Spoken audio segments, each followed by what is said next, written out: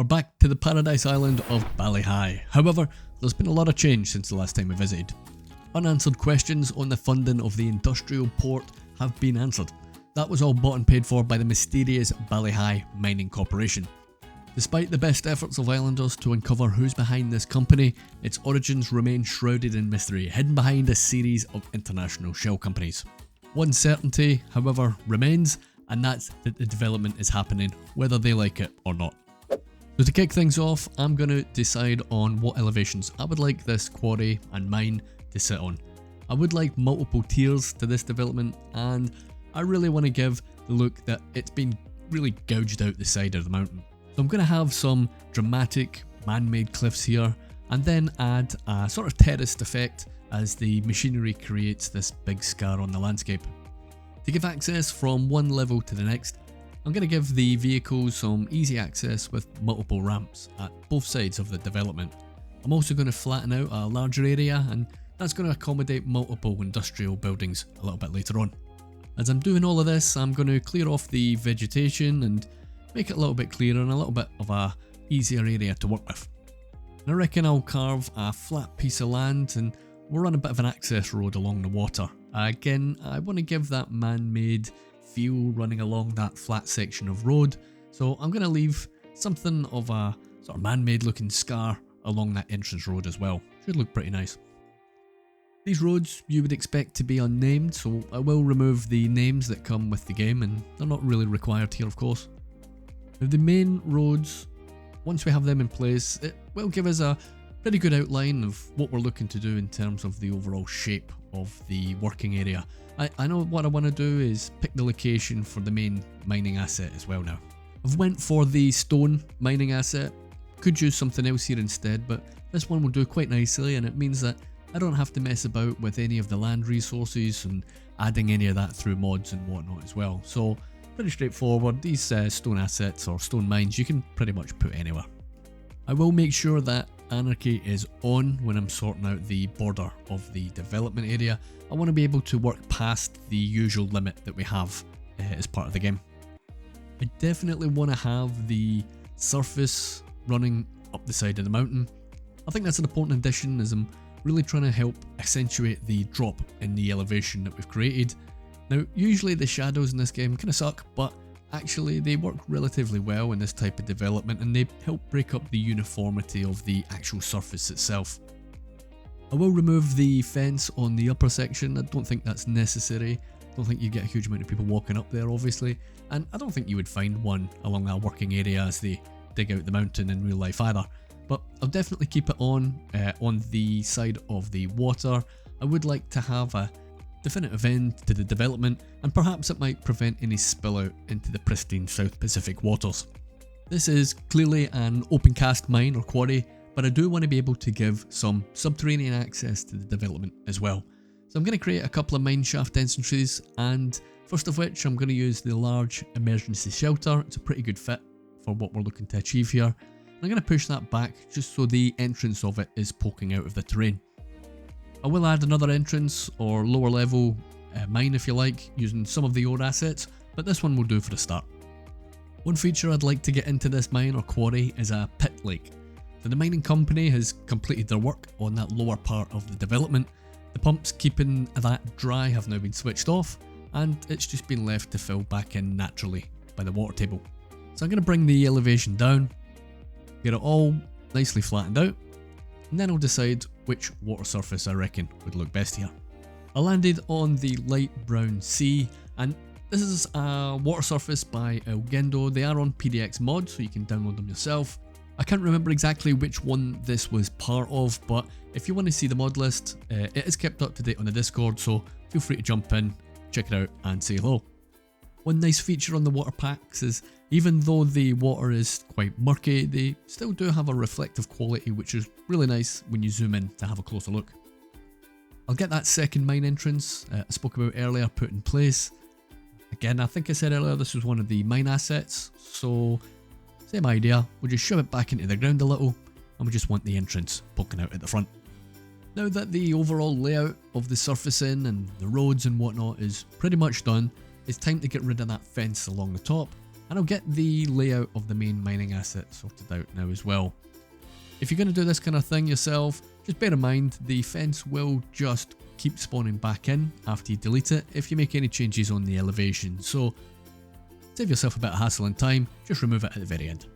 So I reckon for the lower section between the road and the asset, I think a little bit of rough vegetation would look the part, and I don't want it too pristine or too untouched, but I don't want it looking like it's the mining area either. And I reckon that decal provides me with just what I'm looking for. I definitely want to provide a little bit of parking, and I'm going to use Dome's parking assets to do that. It's nice being able to use all these different assets and mods in the build. The Cape Loman series, of course, does not use any custom assets. That's the bigger, longer term project or build I've been working on over the past as many months. I'm still in fear of unsupported assets breaking game saves or whatnot. I'm just being cautious, so I'm going to stay away from them on that build. But here, for what will probably turn out to be a much shorter series, I'm going to throw anything I can at them that I think that's going to fit the build. Now it's time to extend the development and choose a few more assets that are going to look the part in that corner of the build. So really, it's just a bit of trial and error, but I definitely want to get some storage facilities in here, and indeed that's what I ended up choosing for all of the assets that I'm going to be adding in this particular corner. I'll hook them all up with a basic little road network, and then I'm going to add some turning opportunities for some of the vehicles if they need them. Having these open storage assets will give us some opportunity to fill them up with our own detailing later on, which is always pretty nice. And that's pretty much it for this little area, not too much to that one. Now it's time to actually make this thing look like a mine or look like a quarry, and I'm going to use the random rock prop, and I'm going to stick on the brush tool mod and basically paint this area with thousands of individual little rocks. By far the easiest way to do this is just spam them everywhere, and then once we have sufficient numbers, I can select the prop with the picker tool and then trace along the roads or any other area that I don't want the rocks, and then I can slowly remove them with a right click. I like the way that the game adds shadows on the rocks where the elevation is changing. Again, it's a nice little effect with those shadows coming into play, I reckon. I don't mind rocks spilling out onto the grass. I think that's reasonable and to be expected. That said, if it looks a little excessive or out of place, I'm just going to come back and I'll remove the ones that look a little bit too much. The big boulder is the next prop that we're going to be adding, and I'm going to add a significant amount of these. I will be predominantly putting them on with the snap to surface option. That snapping option will enable me to build up layers of height within any of the boulder piles. So it will allow us to easily place boulders on top of each other, and I can promise you that is significantly easier and quicker than using a transform tool or move it. I want to create little bunches of these here and there, and we'll add a few random ones dotted around the development as well. And again, this is all just stuff that's going to help us break up that single surface that we've used on the build so far. At the pit lake, I'll add a decent number of them down here, and it kind of looks like they've almost fallen in there naturally, doesn't it? So I'm going to carry on in that vein. I'll let the video run for a minute and I'll catch up with you just shortly.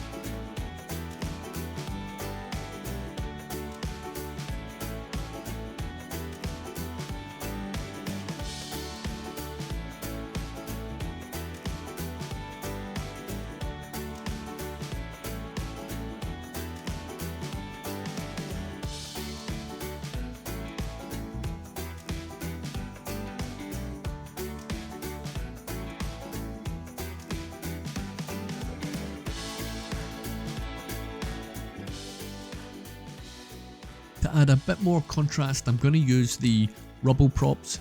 These are a little darker in colour, they don't quite match up with the rest of the stuff in the build, so rather than using them as props out and about on their own, I'm just going to place them in and amongst the large boulders, almost where you might expect to see a bit of shadow, and I think that's the best place for them poking out from underneath them.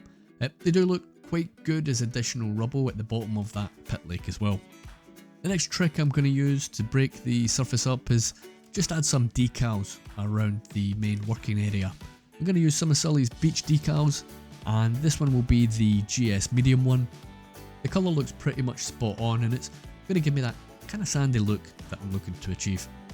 It's really easy putting these on. You just drag them around the working area, keep your finger on the right click, which will rotate them as you move your mouse, and then you just left click to place them down. And I want to get plenty of these in place, and I want to get a good coverage, and this is a nice easy way of doing it.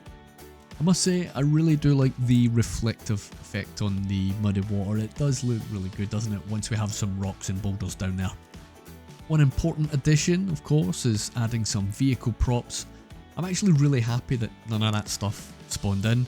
Some of the assets, for example, that spawn in are pretty huge in fact, and they kind of would have looked pretty out of place in this development with its narrow terraces. So I'm going to add some of the mining tractors and loaders. I'm not going to go too mad, I just want to add a few, and they should look like a nice addition.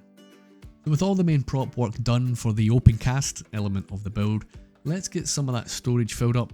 We've still got quite a bit of work to do in that little corner, but we'll get to that shortly. For now, I'm just going to go ahead and, as I said, we'll get that storage area filled up. I'm going to tidy up some of the excessive stones that are lying just outside the development as well.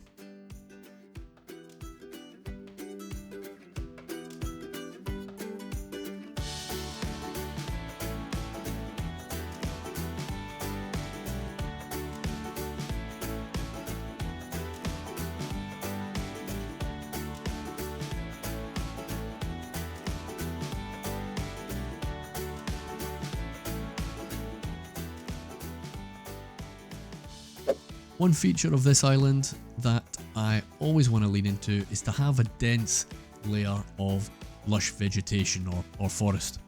The map maker purposely didn't put in a huge amount of trees so the game would run nice and smooth. It was a performance edition of the map, but in fairness, I've added in lots of props and trees and it doesn't have too much of an impact on performance in any of the builds I've done so far, and it does look really nice and pretty realistic for what you might expect to see in this part of the world.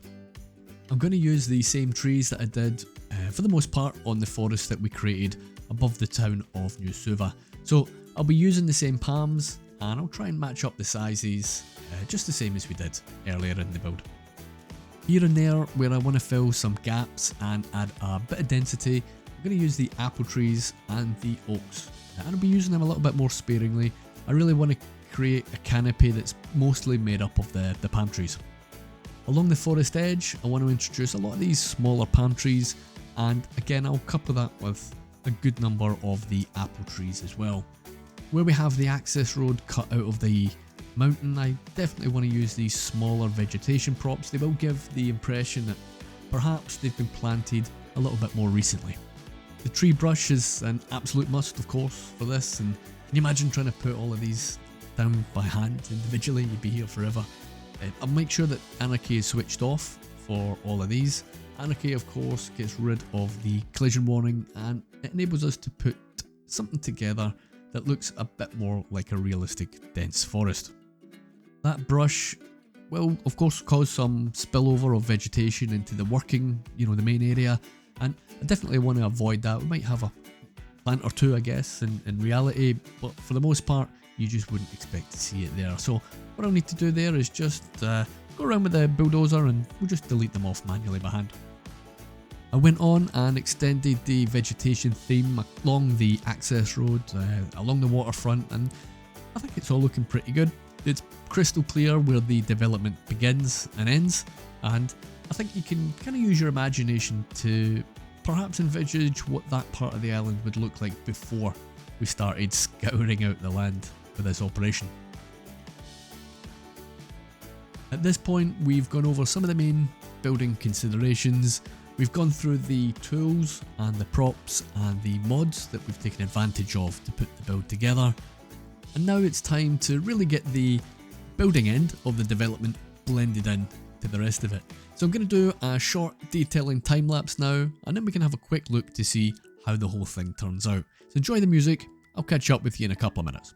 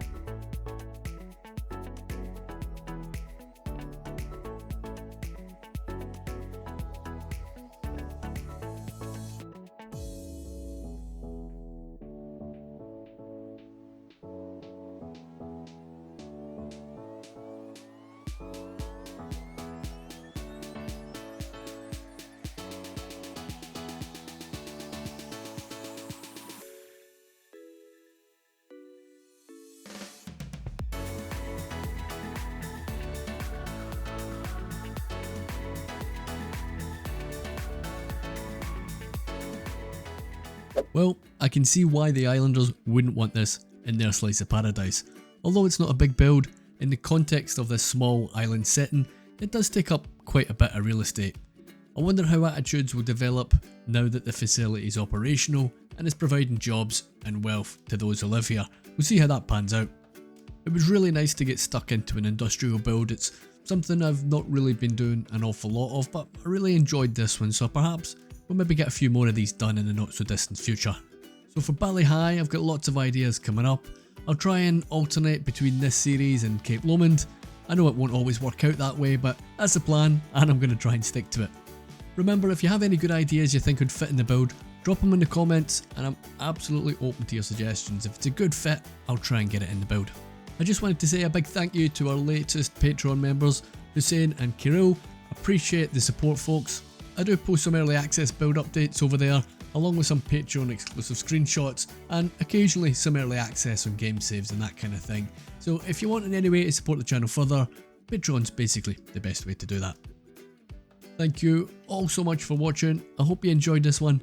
Take care of yourselves, and I'll see you in the next one.